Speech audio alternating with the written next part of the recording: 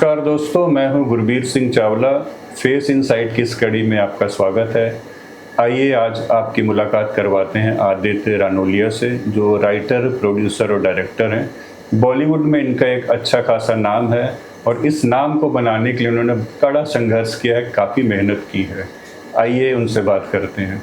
नमस्कार आदित्य जी। नमस्कार। आपके कैरियर के प्रारंभिक दिनों के बारे में कुछ जानना चाहेंगे। कैसा दौर था, कैसा सफ़र रहा और कहाँ से आपने शुरुआत की? क्या पड़ाव आपके रास्ते में अब तक आए हैं? थैंक यू गुरबीर जी।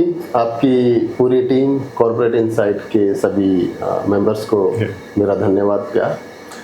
देखिए, कहते हैं ना कि कोई भी सफ़र आसान नहीं होता, तो ठीक ये सफ़र भी उतना ही मुश्किल रहा मेरे लिए यहाँ तक पहुँचने के लिए। और मैं अगर बात करूं फिल्म इंडस्ट्री की, तो यहाँ तक आने में मैं कहूँगा कि मुझे 20 साल का सफ़र तय करना पड़ा। जी जी। तो इतनी लंबी जर्नी और इतने सारे साल, तो आप समझ सकते हैं कि कितनी चुनौतियाँ आई होंगी और कितना स्ट्रगल करना पड़ा होगा। तो मुझे लगता है कि इतने साल काम करने के बाद इंसान पॉलिश हो जाता है। तो शायद इतने साल की मेहनत ने, उस जज्बे ने मुझे ये काम करने का मौका मिला और यहाँ तक पहुँचने का। मैं कहता हूँ कि मुझे इसमें जो सबसे ज़्यादा प्रगाढ़, जो सबसे ज़्यादा मुझे भरोसा मिला, वो मुझे लोगों के भरोसे से ही मिला। और इसमें काफ़ी सारी चुनौतियाँ भी आई, लेकिन मैंने अपनी मेहनत को और अपने भरोसे को बनाए रखा।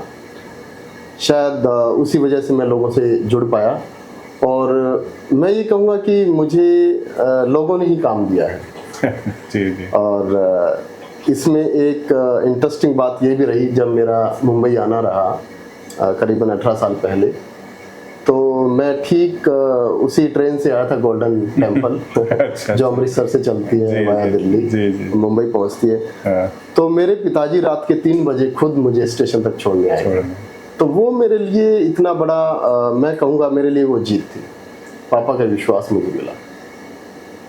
पापा के आशीर्वाद से आपने शुरुआत की और वो आज भी आपके साथ। बिल्कुल सही। वो एक आशीर्वाद और वो एक साथ आज मेरे साथ है, जो हमेशा मुझे साथ लेकर। आदित्य जी, आपने बहुत बड़ी फिल्में की हैं सेट डिजाइनर के रूप में, तो उन फिल्मों के नाम बताइए जो आपके कैरियर का आधार रही हैं और काफी नाम आपको मिला उन फिल्मों से। मैं सबसे पहले फिल्म इंडस्ट्री का धन्यवाद करना चाहूँगा कि जिनकी बदौलत मैं आज जो भी हूँ और जिस जगह पर पहुंचा हूँ मैं, तो इस फिल्म इंडस्ट्री का बहुत बड़ा हाथ है। मेरे करियर के दौरान मुझे काफ़ी बड़े नामचीन लोगों के साथ काम करने का मौका मिला। जैसे मैं कहूँगा Yash Chopra sahab, Sanjay Leela Bhansali, Dharma production, Excel Entertainment, Sony picture, तो राजकुमार हिरानी के भी प्रोजेक्ट, अच्छा, विनोद चोपड़ा साहब के। तो इस तरह इन नामचीन हस्तियों के साथ काम करने से मुझे बहुत बड़ा फ़ायदा मिला और हर दिन हम लोग कुछ ना कुछ अडॉप्ट करते हैं। तो ऐसी कौन सी फिल्म रही जिसका सेट डिज़ाइनिंग आपके लिए बहुत बड़ा चैलेंजिंग और बहुत कठिन लगा हो आपको, और आपने अपने आप को प्रूव किया हो उसमें? जी, मैं 2 शख्सियत के नाम लेना चाहूँगा, एक संजय लीला भंसाली और एक शाहरुख खान। मुझे 2 फिल्मों ने इतना पॉलिश किया उनके साथ काम करके, मतलब मैं पॉलिश हो गया। जी। जब बाजीराव मस्तानी का काम चल रहा था 2015 में, अच्छा, तो उसके सेट को एक बहुत बड़े स्केल पे लगाया गया था। मतलब ठीक वो सेट, उसका नाम था आईना महल। अच्छा, आपने मुगल आजम फिल्म देखी है, उसमें गाना है प्यार किया तो डरना क्या, जब वो एक सेट दिखाते हैं, तो उसी भव्यता से बंसाली साहब ने लगाया था। और बाई चांस मेरा सौभाग्य है कि वो काम करने का मौका मुझे मिला। उनकी टीम से मुझे फ़ोन आया और वो जो मिरर का जो कॉन्सेप्ट था वो मैंने पूरा किया।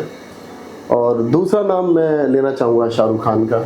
उनकी फिल्म ज़ीरो आई थी, रेड चिली एंटरटेनमेंट उनकी प्रोडक्शन।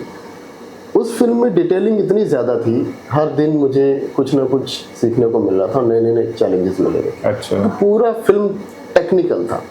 आजकल जो टेक्नोलॉजी फिल्मों में यूज़ होती है, तो उस पर वो आधारित फिल्म थी और वहाँ से काफ़ी कुछ मुझे सीखने को मिला। आदित्य जी, अभी हाल ही में आपकी फिल्म रिलीज हुई द लॉस्ट गर्ल, जिसकी कहानी को पर्दे पर आपने बखूबी उतारा है। जी। तो इस फिल्म से आप कितने उत्साहित हैं और क्या कुछ नया करने की तमन्ना है आपकी? तो इस फिल्म में मुझे सीखने को बहुत कुछ मिला। मैं कहूँगा कि ये एक मेरे लिए एक सीढ़ी जैसा है। अच्छा।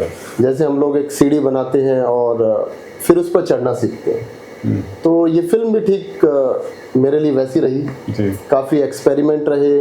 जैसे आपने मेरे ऑफिस में भी देखा होगा कि हमने इस फिल्म में 40 से भी ज़्यादा लोकेशन पे हमने शूट किया। हाँ।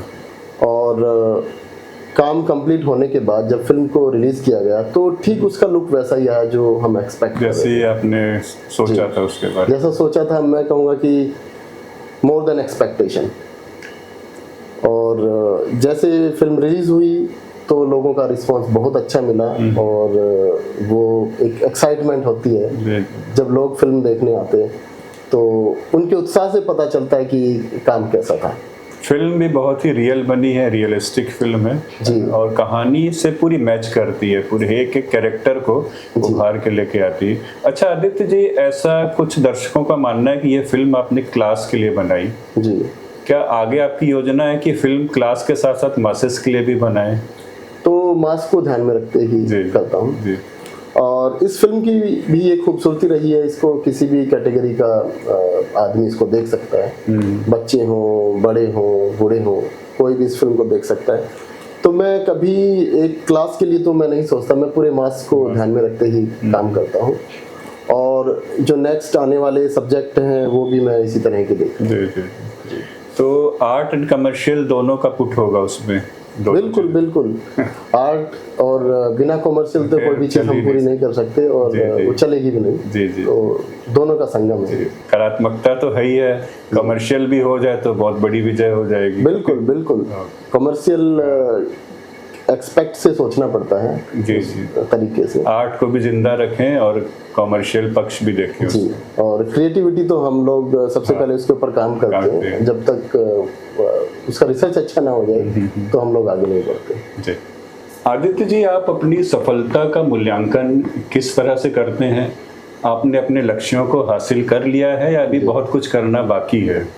देखिए, मैं कहूँगा कि लक्ष्य कभी हासिल नहीं होते और मेरी नज़र में मैंने कुछ भी हासिल नहीं किया है। हाँ, लेकिन प्रयास हमेशा जारी रहेंगे और आगे भी मैं उसी तरह से काम करना चाहता हूँ कि मेरे लोगों को साथ लेकर मुझे आगे बढ़ना है, अकेले मुझे नहीं बढ़ना। आदित्य जी, आप दर्शकों के लिए क्या मैसेज देना चाहेंगे अपनी तरफ से हमारे प्लेटफॉर्म के जरिए? देखिए, दर्शकों से मैं यही कहूँगा कि आप हमारा भरोसा हो। जब आप फिल्में देखते हैं, हमारा कंटेंट देखते हैं, तो हमारे अंदर एक हौसला आता है, जी।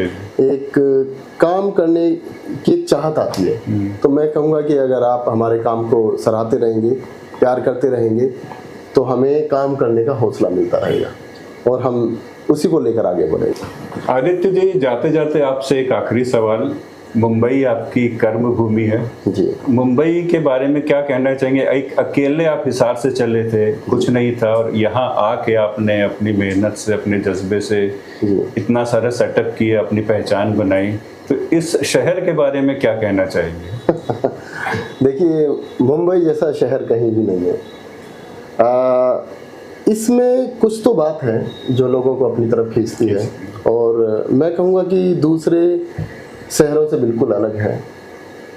भाईचारा इतना ज़्यादा है, अगर आप ईमानदारी से काम करते हैं तो लोग आपके ऊपर भरोसा करते हैं।